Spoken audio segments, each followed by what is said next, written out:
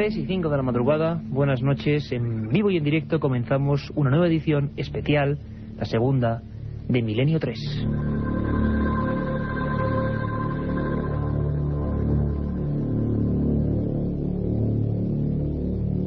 Katia Rocha, Carlos Barroso, Carmen Porter y los mandos técnicos firmes de Jorge Martínez. Hoy tenemos un completo menú para todos vosotros, los esforzados que seguís aguantando, siguiendo por supuesto toda la programación de la cadena SER, aguantando el sueño ya a estas horas, después de las votaciones del programa Los Toros de Manolo Molés, y intentaremos, dentro de lo posible, dentro de lo que nosotros podamos, manteneros vivos y despiertos. Y si estáis trabajando, si estáis viajando, si estáis todavía pues dando vueltas en la cama, creo que merece la pena prestar atención a los siguientes 55 minutos, 54 ahora mismo. Lo decía la semana pasada, que empezábamos esta nueva misión de la madrugada, aparte de la emisión que siempre hacemos de 10:30 a 11. Yo quiero que os unáis, que os alineéis en nuestro equipo, porque el misterio tiene una cita ahora por 2 ocasiones distintas, cada semana, cada domingo, en Milenio 3. Y hay un correo electrónico importante antes de empezar con los muchísimos contenidos, que es milenio3@cadenaser.com, milenio3 con número @cadenaser.com.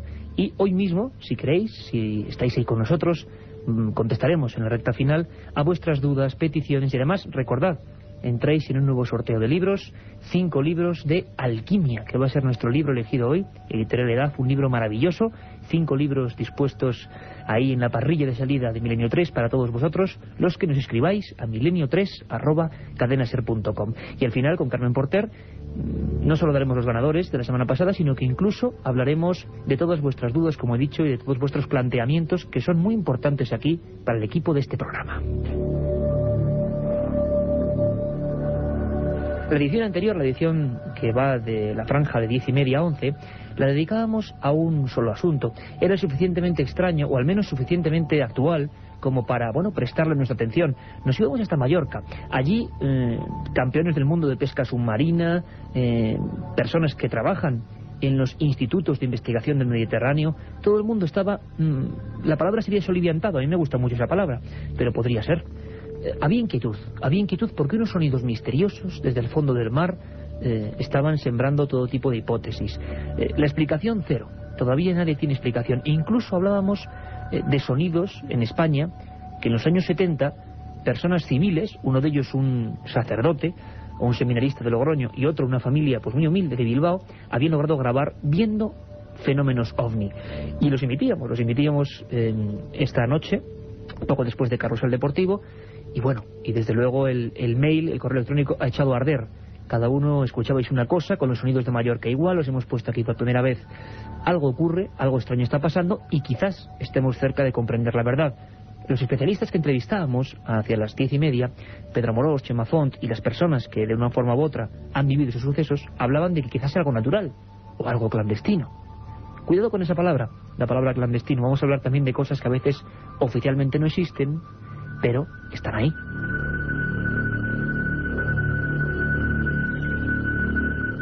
Y hace más o menos 7 días, los que sois seguidores de Milenio 3 en la cadena SER, este que os habla, Iker Jiménez, os daba una noticia misteriosa. Y el equipo además lo traía aquí con datos fidedignos. En Chile había polémica. De nuevo también ese término enrolado al misterio. Había polémica porque, atended bien, un extraño ser de pequeño tamaño, de gran cráneo, de largos dedos, un aspecto monstruoso, se encontraba en una parte, en un territorio del sur de Chile. Nos hemos puesto a trabajar, hemos puesto a todo el equipo detrás de pistas y hemos encontrado historias fascinantes. Es decir, el caso de Chile no era el primero. Por ejemplo, en Puerto Rico, en el año 76, se puso de moda el término garadiábolo. ¿Qué significaba eso? Pues era más o menos una especie de criaturas misteriosas que parecían seres de las profundidades y que incluso coparon partes de algunas revistas en la época que se editaban en España y en Sudamérica, por ejemplo, Mundo Misterioso. Bien, parecían realmente diablos del mar. Un día hablaremos de los hombres peces, o supuestos hombres peces. Hay más de realidad de lo que parece, pero estos eran un auténtico fraude. Los pescadores intentaban cortar de alguna forma un tipo de pez plano, semejante al lenguado o parecido a una raya, e intentaron engañar a algunos científicos, y lo consiguieron en la primera época. Era un fraude. Lo que no se sabe si es un fraude o no es lo que ha pasado en Chile hace apenas 7 días. Una criatura que parece un feto, parece un niño, que está fosilizado, o mejor dicho, momificado, sería la palabra en sí mismo, y que tiene la típica imagen que todos hemos recordado o visto en la literatura fantástica de lo que sería siempre supuestamente un extraterrestre. Y nos pusimos en contacto rápidamente con Chile, ni más ni menos. Allí Jaime Ferrer, director del Calama UFO Center, el primer organismo que ha investigado este asunto, nos hablaba de que les parecía algo muy raro, que la prensa ya buscaba una explicación, que la ciencia buscaba otra, ese ser diminuto como la palma de una mano y tan extraño. Y hablaban de un feto quizá teratológico, monstruoso, deforme, de algún tipo de marsupial. Pero no estaba muy claro. Para muchos investigadores chilenos como Jaime Ferrer, que ahora vamos a escuchar, había otros casos anteriores que demostraban que no se parecía a ninguna anatomía conocida. Ahí está con ustedes Jaime Ferrer. Yo he investigado 3 casos con características similares y resulta de que este tipo de seres son bastante reales. A mí me llama la atención y hemos estado en una, no discusión, sino que hemos estado conversando al respecto con respecto, a estos seres, y me da la impresión a mí de que no sería lo que fue afirmado por el señor doctor veterinario don Arturo Mann, quien informó que se trataba de un marsupial nocturno. Sin embargo, yo tengo otros antecedentes que manejo. El cráneo no tiene absolutamente nada que ver. Las características de este pequeño ser de no más de 7,2 centímetros de estatura me muestran que tiene brazos, tiene piernas. Además, las características fisiológicas que post-mortem de este ser no tiene nada que ver con un organismo natural, porque supuestamente estaba vivo y prácticamente de la noche a la mañana apareció en completo estado de momificación. Entonces eso es totalmente atípico, pero para mí no resulta algo nuevo, porque esas características también las he visto acá en pequeños seres que lamentablemente la gente que los ha hallado le ha producido cierta repugnancia, porque no son agradables a la vista, y simplemente los han tirado a la basura. Nuestro magnífico técnico, Jorge Martínez, y buen amigo, sostiene ahora mismo en sus manos unas fotografías del ser de Chile y me mira un poco espantado. Tengo que decirlo así, a estas horas de la noche. Y es que el bueno de Jorge Martínez, con este que os habla, con Iker Jiménez y con Carmen Porter, estamos envueltos de esa penumbra que siempre creamos aquí, en el estudio de la cadena SER. Estamos en plena oscuridad, con este fondo sonando que espero que os envuelva a todos y cada uno de vosotros. Y la verdad es que Jorge, como decimos, tiene entre las manos las fotos y ahí está el misterio. Un ser pequeño que no se parece a ningún animal que nosotros conozcamos, que se aleja de esos marsupiales o incluso monitos del desierto, que es una de las teorías que nos contaba Carmen Porter la semana pasada, cuando esto era noticia recién salida de Teletipos. Bueno, yo creo que los que sois amigos de Milenio 3, y cada vez por fortuna sois más, los vemos cada día en milenio3@cadenaser.com, en vuestra cantidad de correos electrónicos, los que sois amigos de este programa os dais cuenta de que a veces las explicaciones que se dan a bote pronto cuando ocurre un misterio pues no son muy creíbles, porque luego, bueno, sabemos igual 20 años, 25 años después, cuando se desclasifican estos informes, que no era lo que nos decían. Lo hemos visto en Belmed, ¿verdad?, en las caras de Belmed, lo hemos visto en un montón de casos. Y hablo de Belmed porque hablo de España, y hablo de España porque aquí también han ocurrido fenómenos de este tipo. Me vais a decir que bueno, que de dónde sacó eso. Bueno, pues parece ser que en 1989, en un bosque de Girona o de Gerona, toda una familia se encontró con lo que se dio a conocer en la prensa en la época como el gnomo de Girona. Se dijo que podía ser un feto de rinoceronte teratológico. Al decir teratológico me refiero siempre a fetos monstruosos, ¿no?, desgraciadamente. Pero aquello, según se publicó, al menos en la época, se movía. Y se le apareció a una familia e incluso hizo una especie como de extraño movimiento delante de ellos y lo atraparon. Las fotografías, al igual que las del ser de Chile, son espantosas. Un ser misterioso, azulado, metido en un bote de formol. Hay alguien que sigue esta historia, alguien que es pues otro amigo, como no, de nuestro equipo, Francisco Contreras, al conocéis perfectamente, que es nuestro corresponsal en Levante. Y ejerció su labor también en Cataluña, porque estuvo por allí, indagó, preguntó, buscó. Y Francisco Contreras siempre persigue la verdad, y por eso está aquí a estas horas de la noche. Francisco, buenas noches. Buenas noches, Iker. Buenas noches a todos los oyentes de Milenio 3 desde la capital del Turia, Valencia, con esa tenue luz también aquí. También ahí. También eso es bueno, que sea una norma, compañero, del equipo de Milenio 3. Vamos creando penumbras, en el buen sentido, ¿verdad? Siempre con criterio y con escepticismo, pero envolviéndonos de la belleza del misterio. Francisco, sé que es difícil, prácticamente en titulares, por favor. ¿Qué pasó en Gerona que tenga que ver con esta historia del extraño monstruo de Chile? ¿Qué pasó? Pues que buscamos la verdad y que encontramos dos verdades en uno de los casos relacionados con seres extraños, ¿no? Como el de Chile. Como bien decías, ocurrió en septiembre de 1989, te hago un recorrido fotográfico por los hechos, cuando un matrimonio, supuestamente o presuntamente un matrimonio, se encontraba en una zona llamada el Bosque Encantado, en los alrededores de Gerona. El matrimonio, para más señas, según las divulgaciones que se hicieron del caso, se llamaban Añons y Pujals. Bueno, pues ese matrimonio se encontraba en ese Bosque Encantado, entre comillas, como es conocido, y halló o observó como un ser muy diminuto salía de los matorrales, comenzaba a correr alrededor de ellos. Tragicómicamente la escena era, o llegó a ser, que se subía encima de un radiocassette portátil emitiendo un extraño alarido. Ellos se quedaron perplejos, atónitos. Empezaron a perseguirle por todo el campo y llegaron a capturarle. Le capturaron y le metieron en una jaula donde vivió, o llegó presuntamente a vivir 24 horas. Si quieres... 24 horas, Francisco estuvo vivo dentro de ese primer bote. Es el mismo bote, es un bote, hay que decirlo, de una marca muy célebre que todos tenemos ahora mismo en la mente, sin decir la marca, de café, un bote de cristal cerrado, donde las fotografías están ahí y son espectaculares. Sí, yo te describo, si quieres, rápidamente cómo es aquel ser que todos los oyentes de Milenio... Antes, Francisco, perdóname, compañero, un detalle. Mucha gente, siempre que damos este tipo de noticias, nos dice dónde están esas imágenes.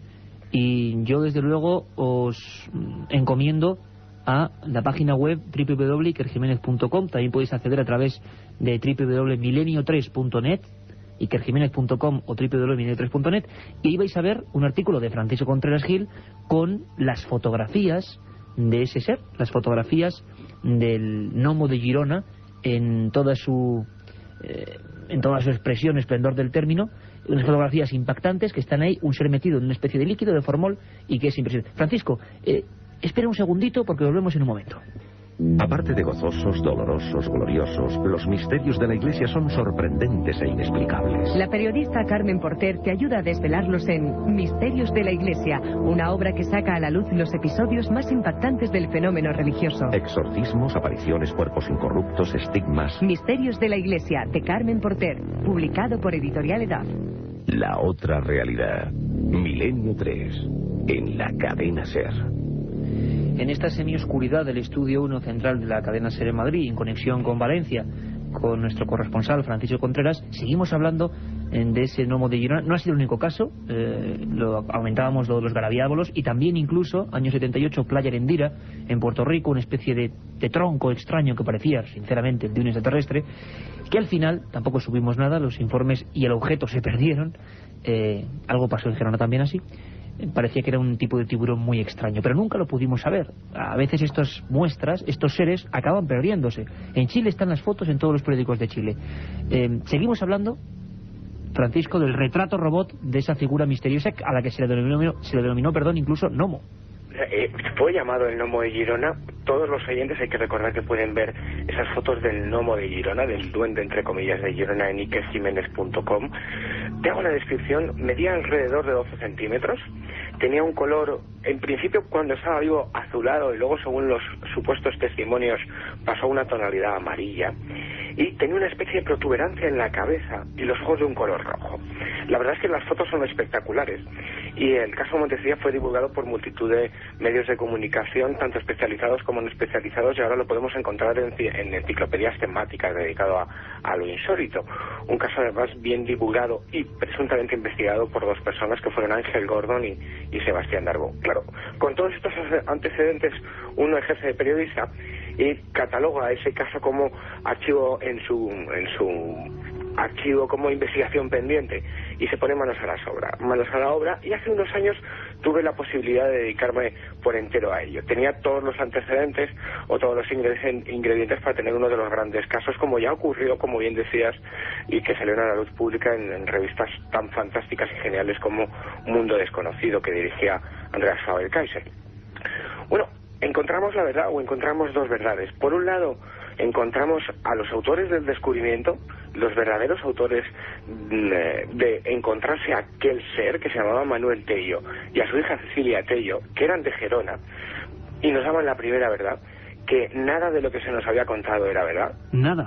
Tristemente, nada de lo que se nos había contado era verdad. Es decir, ni existió ningún matrimonio que se llamaban Añanos y Pujals, es decir, sino que fue un simple y valiente, porque lo contó hombre catalán, se llamaba Manuel Tello, ni que aquel ser estaba vivo, es decir, no bailó encima de ningún radiocassette. O sea que Manuel Tello, Francisco, se encontró ese ser muerto.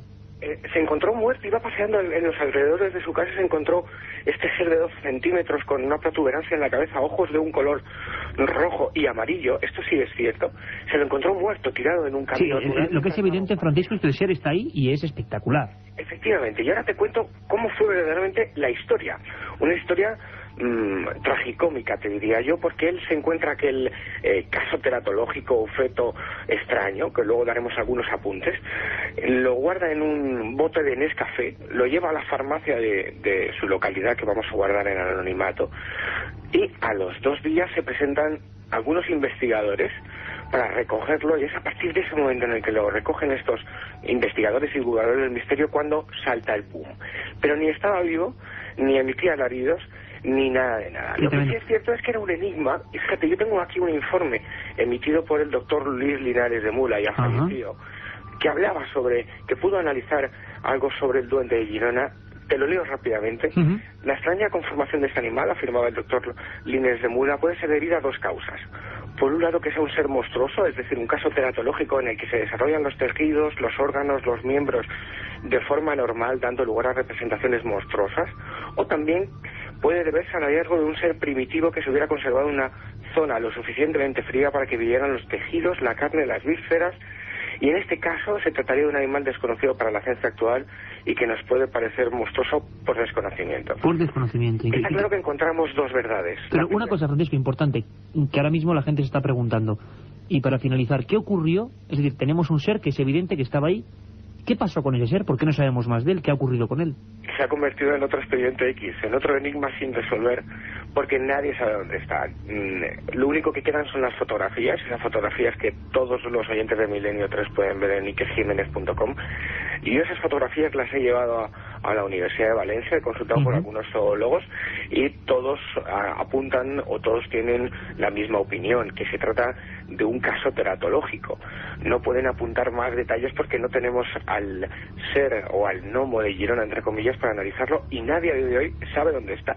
En ese bote, imagino que metido en una especie de cloroformo o algún tipo de líquido que le ayuda a conservarlo tal y como era. Nadie sabe dónde está, pero lo cierto es que ocurrió, que es un caso que ocurrió aquí en España en septiembre de 1989, a pesar de la otra verdad que pudimos descubrir. Francisco Contreras, muchísimas gracias. Ahí está la historia, la del duende o gnomo de Girona. Bueno, es algo que pasó en España hace unos cuantos años, así que nada, verdad compañera, nos viene de sorpresa. Esto pasa en Chile, ha sido noticia mundial, pero como siempre, si uno va a los viejos archivos y a los investigadores, en España ya han pasado cosas muy parecidas. Un abrazo muy fuerte, compañero. Otro para vosotros. Un viaje en busca del misterio. Milenio 3, en la SER.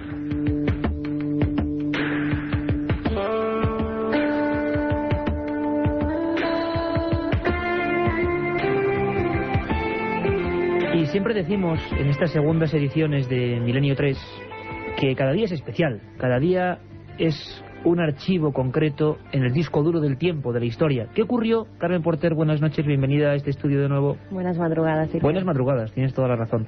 ¿Qué ocurrió tal día como hoy, Carmen? Pues Iker, tal día como hoy, en 1571, se establece en México el Tribunal de la Inquisición. Años más tarde, en 1800... Tribunal de la Inquisición, perdóname, siempre te interrumpo, pero que cuántas barbaridades, y un día hablaremos. ¿Te parece que hagamos un programa dedicado a la Inquisición? Encantada. La Inquisición, la brujería y los fenómenos paranormales. ¿Qué ocurrió con ellos? Bueno, lo hablaremos. En 1870, el inca José Cordón Canqui, conocido como Tupac Amaru, se alza en armas contra España. En 1922, el británico Howard Carter descubre en el Valle de los Reyes la tumba del joven faraón egipcio Tutankamón, en la que se encuentra también un gran tesoro. Hoy, esta madrugada, hace 80 años, Howard Carter pagado por Lord Carnarvon, aquellos viejos egiptólogos de Salakot y Chaleco. Pues imaginaros por un momento la impresión de tocar unas piedras, abrir algo y ver la tumba del faraón niño de Tutankamón, al que por supuesto también dedicaremos un programa. En 1940 muere Manuel Azaña Díaz, presidente del Gobierno de la República. En 1946 se constituye en París la UNESCO, el organismo de la ONU para la educación, la ciencia y la cultura. 20 años más tarde, en 1966, se produce un fuerte temporal en Italia. El Arno inunda Florencia y miles de obras de arte se dañan irrecuperablemente. Fue una pérdida tremenda para el arte mundial. Y ahora nos vamos a la aviación. En 1970 el avión Concorde 001 alcanza 2 veces la velocidad del sonido. En 1980 el republicano Ronald Reagan es elegido presidente de los Estados Unidos. Uno de tantos que dijo que iba a desvelar el secreto de los ovnis, luego nunca lo hizo. En 1987 los ministros de defensa de la OTAN apoyan una reducción del 50% de los arsenales nucleares estratégicos. 1995 asesinan en Tel Aviv al primer ministro israelí Isaac Rabin durante una concentración por la paz. Y en 1988, hace muy poquitos años, el huracán Mitch causa 20.000 muertos y desaparecidos en Centroamérica.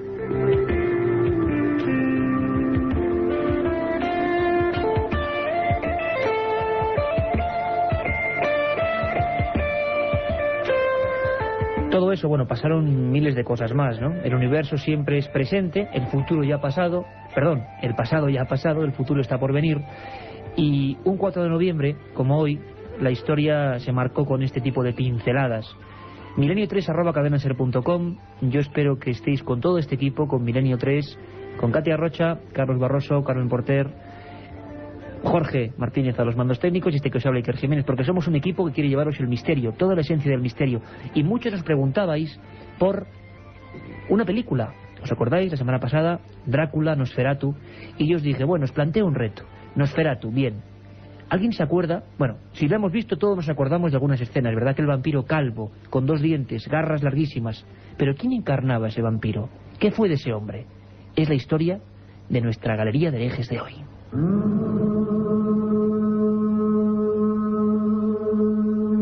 Galería de condenados.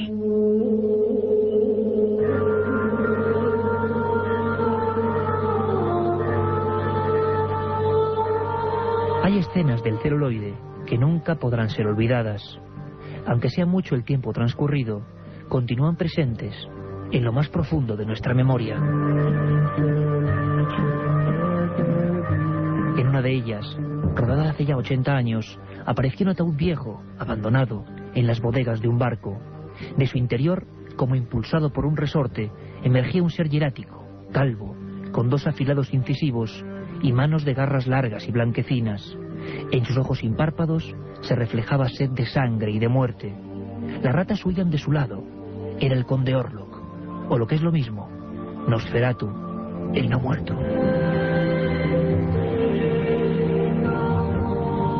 En 1922, este film dirigido por Friedrich Murnau alcanzó la categoría de obra magna. Una película agobiante y obsesiva en la que durante 74 minutos se contaba la historia de un tenebroso vampiro que vivía añorando su grandeza guerrera en un perdido castillo de los Cárpatos.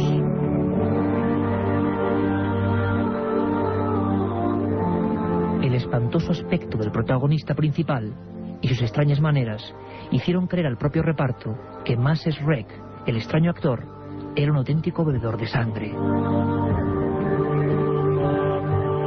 Cuentan que siempre se presentaba de noche, en un fúnebre carruaje de caballos. Nunca habló, nadie le vio maquillarse, y para muchos había mostrado verdaderas tendencias vampíricas e insana afición por los textos prohibidos del ocultismo.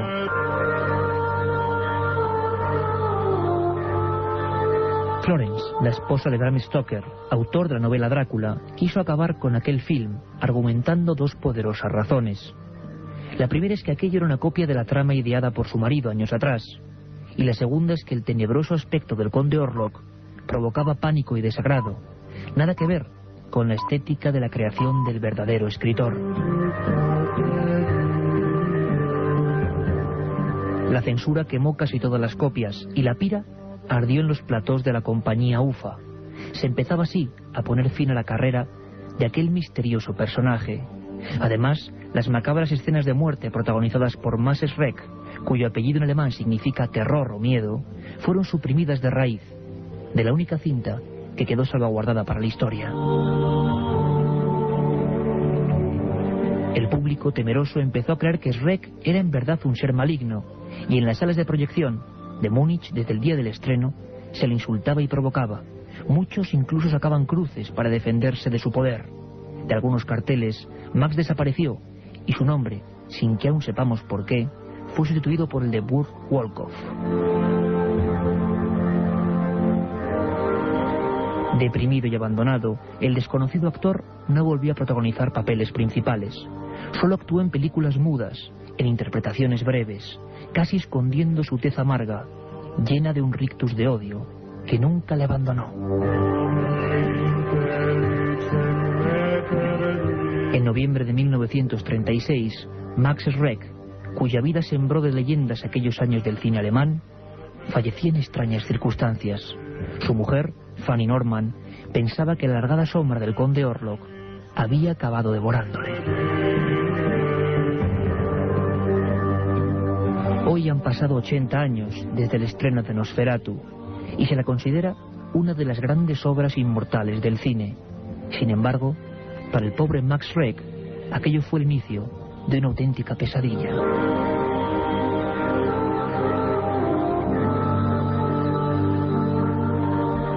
Hace apenas unos meses, John Malkovich y William Dafoe rescataban la historia de este hombre atormentado y rodaban La sombra del vampiro, un film multipremiado en el que se especulaba con aquella posibilidad que muchos en 1922 daban por certera.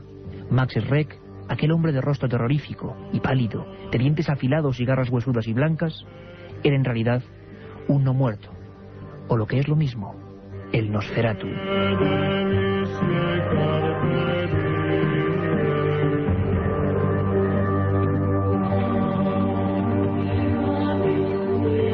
La historia de Nosferatu, la historia de una película absolutamente inmortal. ¿Quién no se acuerda, verdad, del conde Orlok, de aquella figura calva y tenebrosa? Hoy hemos explorado en la verdad, en lo que fue una triste realidad, un hombre que, como le ocurrió a Bram Stoker, acabó sobrecogido y sobrepasado por el personaje. Algo tendrán los vampiros cuando aquellos artistas que se meten en su mundo acaban siendo devorados, como decía aquella difunta, aquella viuda, que realmente llorando encontró el cuerpo muerto de aquel hombre consternado, Max Schreck. Su apellido quería decir grito o miedo. Increíble, ¿verdad? Ha sido la primera historia de nuestros herejes. Pero ahora vamos con una de vuestras secciones favoritas. Siempre nos preguntáis qué libros comprar, qué libros rescatar de las librerías de viejo. Bueno, vamos allá con nuestra biblioteca. La biblioteca de Milenio 3.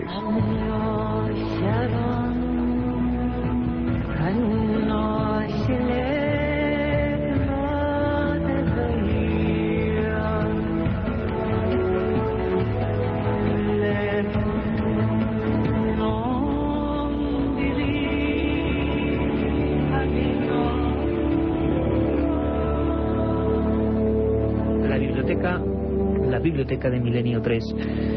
Siempre lo hemos dicho, y en Milenio 3 somos unos defensores de los libros. Son nuestra auténtica arma, si se puede llamar así, a las páginas de papel y los escritos, pues para acercarnos a la cultura, para saber más. Y como pensamos que el misterio, lo desconocido, lo ignoto es algo que también requiere de conocimientos, pues tenemos que recomendar algunos ejemplares. Yo uno que tengo ahora mismo entre las manos, novedad, que podéis encontrar en cualquier librería, es muy recomendable. Trata sobre un tema que yo, sabéis que es mi coletilla eterna, ¿no? Y que haremos programas de cada cosa que hablamos. Hablaremos un día, de los cátaros. Así se llama este libro, Los cátaros, escrito por Jan Blum, de Editorial Edad. Acabo de salir del horno de las imprentas. Es increíble la historia de esta gente. ¿Quiénes fueron los cátaros? Bueno, los cátaros fueron unos personajes que promulgaban el verdadero cristianismo y se enfrentaron a la Iglesia. Se enfrentaron a la Iglesia y a todos sus dogmas. No querían saber nada de la riqueza de lo que ellos expresaban o decían que eran aquellos cardenales, aquellos obispos. La gran matanza del cristianismo en el mundo, la mayor matanza, fue la del siglo XII y XIII, de la propia Iglesia contra cristianos. fueron muertos de una forma brutal, quemados vivos en aldeas como la de Montsegur, en la zona del Languedoc francés. Todavía hoy, cuando caminamos por allí, vemos infinidad de tumbas, cruces de piedra, recuerdos de aquellas gentes que se dejaban morir. Era increíble. Se dejaban morir porque decían que el consolamentum, lo que ellos consideraban una especie de suicidio voluntario, era la forma de llegar a la divinidad. Renunciaban a comer, no como en las huelgas de hambre, sino de una forma absolutamente pasional. Creían que esas visiones, que probablemente les provocaban la falta de alimentos, de agua, era estar cerca del cielo, el consolamentum. Ninguna otra religión, ningún otro culto llegó a tanto como los cátaros, unos herejes, unos auténticos condenados a los que el cristianismo paró en seco y los quemó. Os voy a contar un detalle que viene reflejado en este libro, colección Al límite, editorial Edad, Los cátaros de Jan Blum. Solo una escena, por favor. Una escena tremenda. Imaginaros una gran hoguera.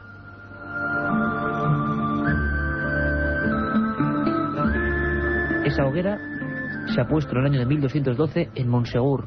El Papa Inocencio III ha dicho que ese es el gran enclave, muy cerquita de Cataluña, en Francia, y quiere que acabar con esa herejía. ¿Quién es esa gente llamada cátara, que dice que son los verdaderos emisarios del Señor y que renuncian a la riqueza?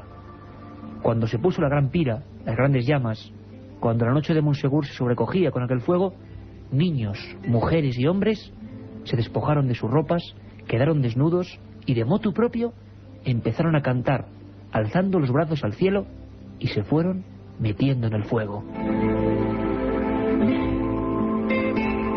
Una de las escenas más negras de la historia del cristianismo y de cualquier religión o cultura. Allí murieron más de 2000 personas, convertidas en ceniza, pensando que, de aquella forma, siendo ellos libres entrando en el fuego, llegarían al otro mundo. Tremendo, ¿verdad? Los cátaros, Jan Blum, editorial Edad, su misterio y su mensaje. Yo creo que puede ser una buena pieza para empezar, pero siempre hacemos caso a unos lugares maravillosos, las librerías de viejo, esos almacenes del pasado, donde los libros pues los encontramos casi olvidados, y hay que rescatarlos, porque hay algunas maravillas que ni encontraremos jamás en internet, ni encontraremos información en ninguna otra parte. Y Carmen Porter, de nuevo aquí. Carmen. Hola, Iker, de nuevo. Nos traes, yo tengo que decirlo, una auténtica joya. Está aquí el pobre un poco roto encima de la mesa, una auténtica joya, ¿verdad? Pero como deben estar los libros antiguos, y que yo creo que esta es la mejor esencia, que estén un poco pues utilizados, porque se ve que se han leído. Porque dieron conocimiento a otros. En este caso os traigo la guía sobrenatural de España, de Carlos Pascual. La editorial es Alborac. Completamente desaparecida, por cierto. Se editó en el año 1976. Es un libro negro que tiene en la portada pues un mapa de España donde hay diferentes exvotos, hay también una especie de santo sudario, un santo, una virgen negra, muchas cosas. ¿Y de qué va el libro? Pues precisamente de todo esto. El libro es un viaje que hace el autor por toda la geografía española, recogiendo las manifestaciones sobrenaturales, como milagros, apariciones marianas, lugares santos, santuarios, reliquias, brujería, pero todo ello en parte y que es relacionado de alguna forma con lo que es la religión.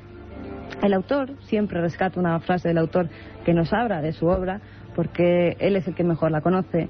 Y Carlos Pascual en esta obra nos decía que no hay que ver en este libro una especie de manual práctico de milagrerías, un ciprianillo o libro talismán que informe puntualmente de dónde y a qué hora ocurre el milagro, qué fuentes o qué aguas milagrosas hay que beber para curar tal o cual enfermedad, qué fórmula o qué ritos hay que practicar en determinado santuario para obtener una curación o un prodigio. El libro es una descripción de lo que ocurre en este país.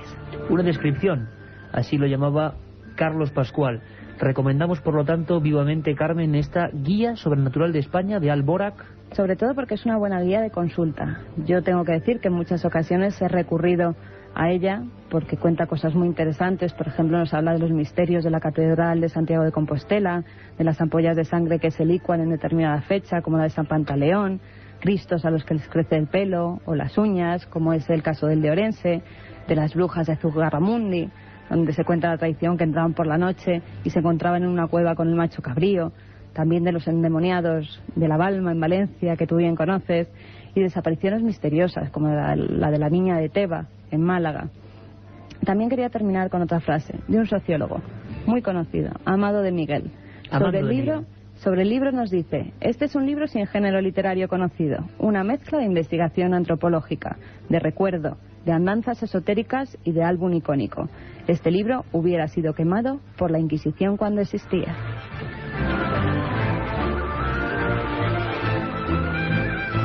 Un libro quemado por la Inquisición. Hemos visto antes otros que fueron quemados, los cátaros. Quizá que fuese quemado por la Inquisición es su mayor valor. Allí estaba nuestra recomendación en la biblioteca: Los cátaros de Jan Blum, Editorial Edad, y esa Guía Sobrenatural de España de Carlos Pascual. Yo lo digo siempre, si vais por alguna librería vieja, por algún rastrillo, y encontráis esa tapa negra alargada, no lo dudéis, ahí hay una gran historia.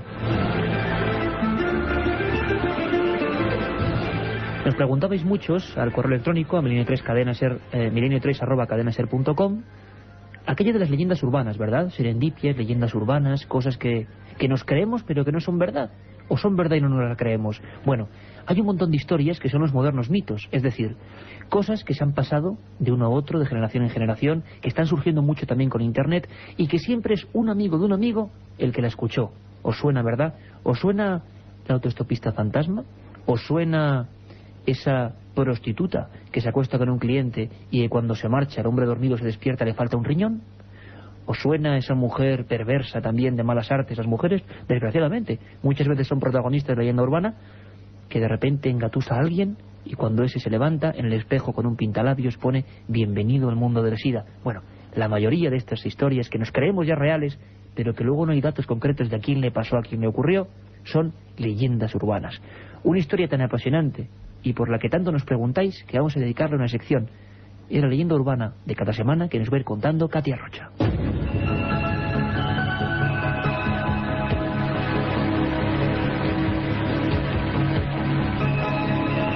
Un matrimonio de recién casados se disponía a hacer su viaje de novios a Granada. Al llegar a Bailén decidieron repostar gasolina. Al intentar pagar, el empleado de la estación de servicio le rechazó el dinero aduciendo que tenían que hacerlo con la moneda del país.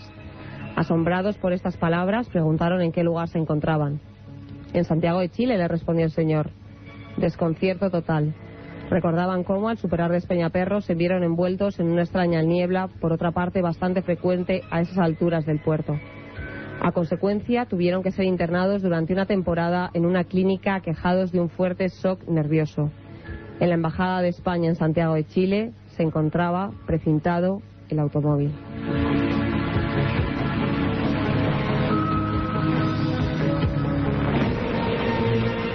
La otra realidad. Fenómenos extraños. Misterios sin resolver. Milenio 3. En la SER.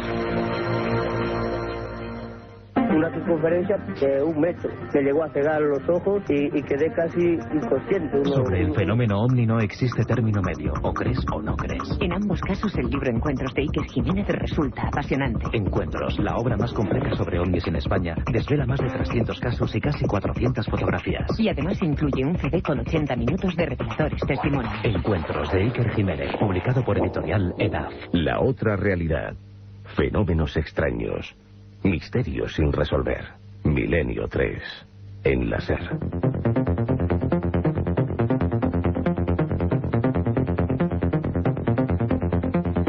Estáis escuchando Milenio 3 en la cadena SER, os habla Iker Jiménez, son las 3:43 de la madrugada. Y tremendo, ¿verdad? La leyenda urbana, esa familia, ese matrimonio habitualmente que viaja en un coche, podía ser en Granada, podía ser en Huelva, podía ser en Guadalajara, podía ser en cualquier parte del mundo, porque siempre se ha contado la misma historia. Un coche, una niebla densa y de repente estamos en otro país. El entorno cambia. Todos hemos creído que era verdad, ¿verdad? Todos hemos pensado que eso tenía una raíz. Bueno, os puedo decir, aunque hablaremos mucho de ello, que los investigadores hemos indagado y no. Leyenda urbana. Hay un dato todavía más sobrecogedor. Un director de cine argentino, un día lo contaremos, parece que inventó esta historia en 1968. Y se inventó una tal familia Vidal que iba en un coche y que por la ruta 44, en Mendoza, en Argentina, aparecía de repente en España. Qué curioso, ¿verdad? Historias que retomaremos, que plantearemos y que profundizaremos. Ahora, desde luego, el informativo. Sabéis que siempre que suena esta sintonía de fondo es el informativo. Las noticias de la semana. Y esta semana Carmen Porter cargadísimo, ¿verdad? Pues sí, la verdad es que sí. Antes las hacía con Carlos Barroso y hasta que él vuelva de esa, que esperamos que se recupere de ese pequeño contratiempo que ha tenido, pues las voy a hacer contigo. Y Carlos Barroso es un titán, es un gigante y va a estar aquí dentro de nada. Pues sí, que además vamos a traer testimonios desde los sitios donde se produce la noticia. El primero de los casos, un poltergeist en Lalín. Desde el pasado mes de octubre vienen ocurriendo una serie de fenómenos extraños en una vivienda de Lalín, una población gallega. Paraguas que salen lanzados de los paragüeros, objetos que se caen, sillas que se elevan del suelo. La familia no ha querido declarar nada ante los medios de comunicación, pero hemos podido saber que hasta la casa se ha desplazado el párroco del cercano santuario de la Virgen del Corpiño, don José Donsión, que al parecer ha bendecido la casa para ver si esos fenómenos se mitigaban. También hemos contactado con Alfonso Loño, jefe de informativos de Radio Lalín, que fue el primero en sacar la noticia a la luz. Y esto era lo que nos decía. Por lo que sabemos, a primeras horas de la mañana, de un jueves en concreto, pues los vecinos escucharon a primeras horas de la mañana un ruido atronador y pensaron si sería alguna maquinaria agrícola que estaba haciendo pues labores propias en el campo, a pesar de que está próximo al centro urbano de Lalín, pues está en una zona donde hay pues campos de trabajo.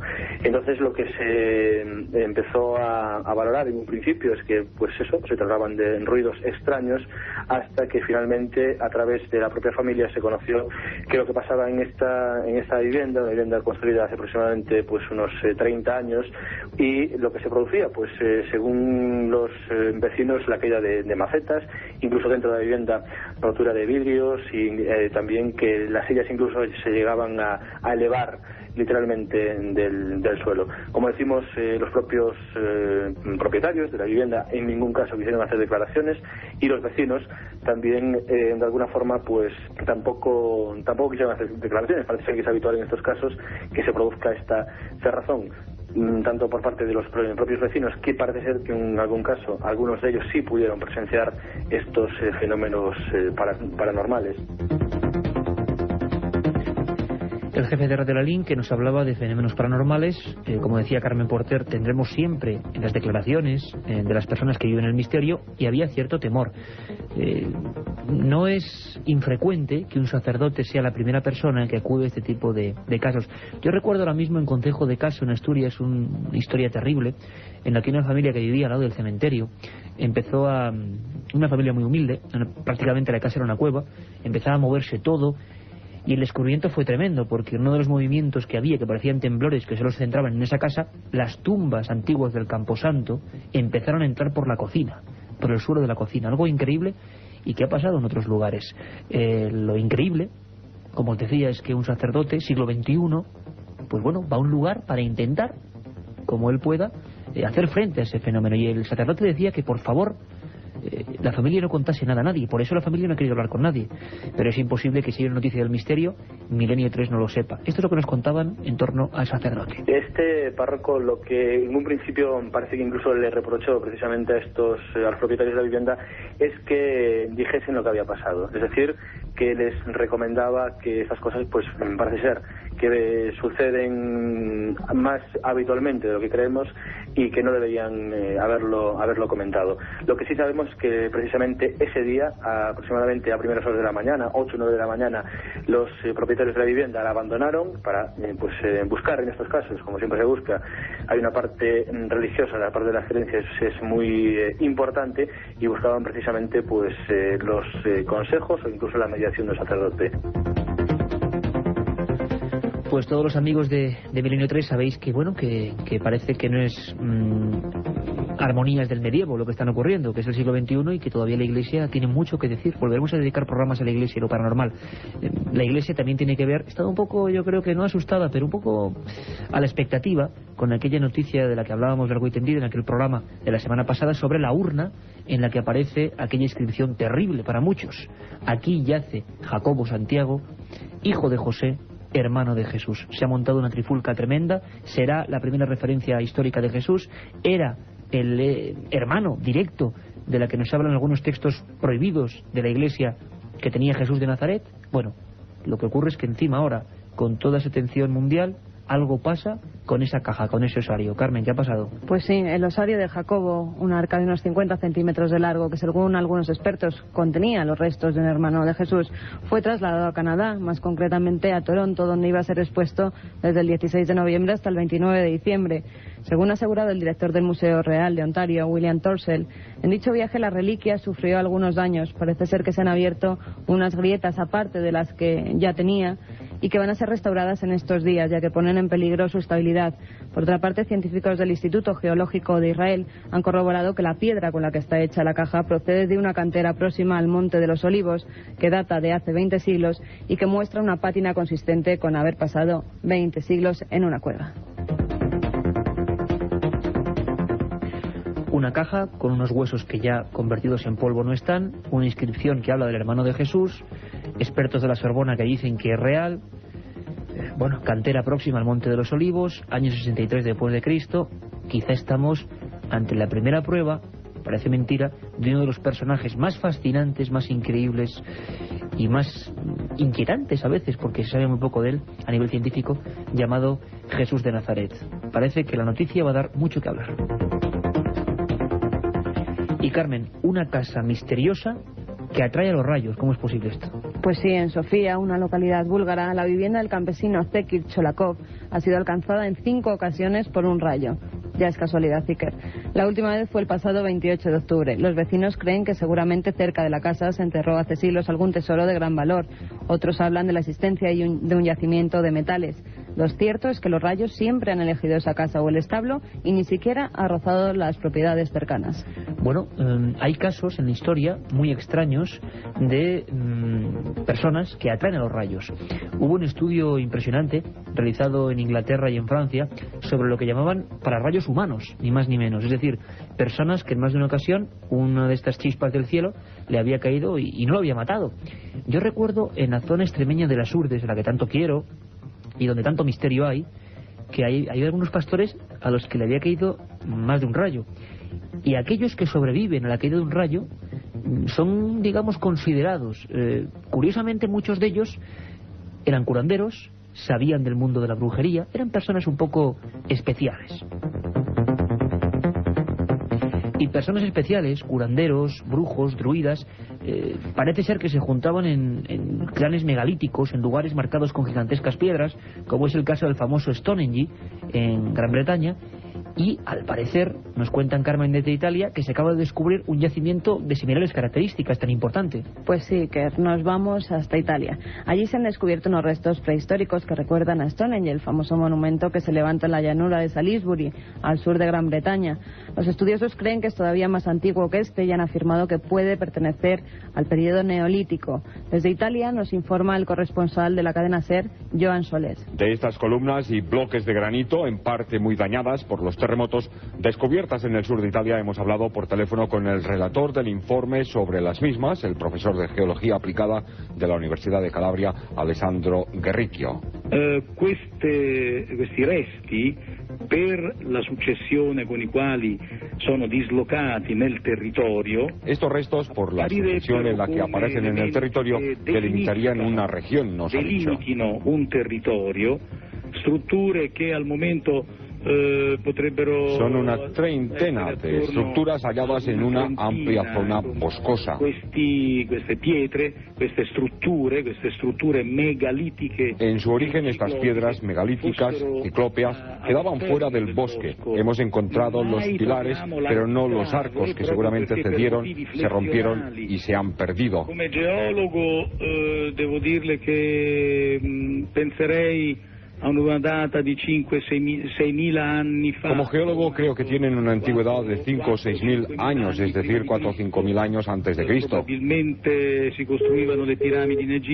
Probablemente mientras en Egipto se construían las pirámides, aquí se levantaban estos edificios que en buena medida recuerdan las estructuras de Stonehenge, pero con una diferencia: miden 7 metros de largo por 1 metro cuadrado de grueso. Potrebbe pure darsi che alcune di queste strutture possano rappresentare un culto di un dio sole. Algunas de estas estructuras estarían dedicadas a un dios sol para el culto de la población de cotas inferiores, que las habrían levantado en la cima de las montañas porque ello les acercaba a un dios sol. Qualche cosa che più li avvicinasse appunto al dio sole. El dios sol, siempre protagonista en todas las culturas. Por ejemplo, en Egipto. Carmen, ¿qué ha ocurrido en Egipto?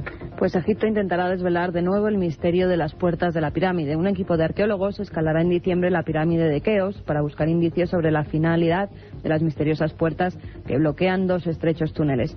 Fay Hawass, jefe de antigüedades científicas, ha declarado que si los túneles parten de una habitación dentro de la pirámide, no salen a la superficie, se demostraría que estos conducen a cámaras funerarias escondidas tras unas puertas cerradas que podrían ser investigadas desde el interior el próximo año.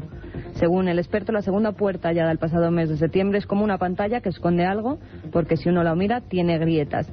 Algunos egiptólogos, por su parte, creen que los canales eran de ventilación y otros sospechan que fueron construidos como pasajes para supuestamente permitir que el alma del faraón muerto ascendiera a la otra vida. El gran misterio de Egipto, esos canales, vivimos el acontecimiento en directo y da la sensación, ¿verdad?, de que el gobierno egipcio siempre va como después de lo que pensamos todos los mortales absolutamente normales. Ninguno es ningún genio. Caramba, todos llevamos hablando 10 años, y lo hicimos aquí con el ingeniero que les descubrió, de que hay unas puertas que conducen a algún lugar que nos dirían algo del gran monumento de la humanidad, la única de las 7 maravillas del mundo que sigue en pie. La ciencia decía que no. Se mete un robot y hay una puerta. Dijeron los especialistas, los que se consideran herejes, los que no son científicos, que podía haber 3 puertas y luego unas tumbas. De momento ya hay 2 puertas. Y ahora dicen que puede estar ahí la tercera.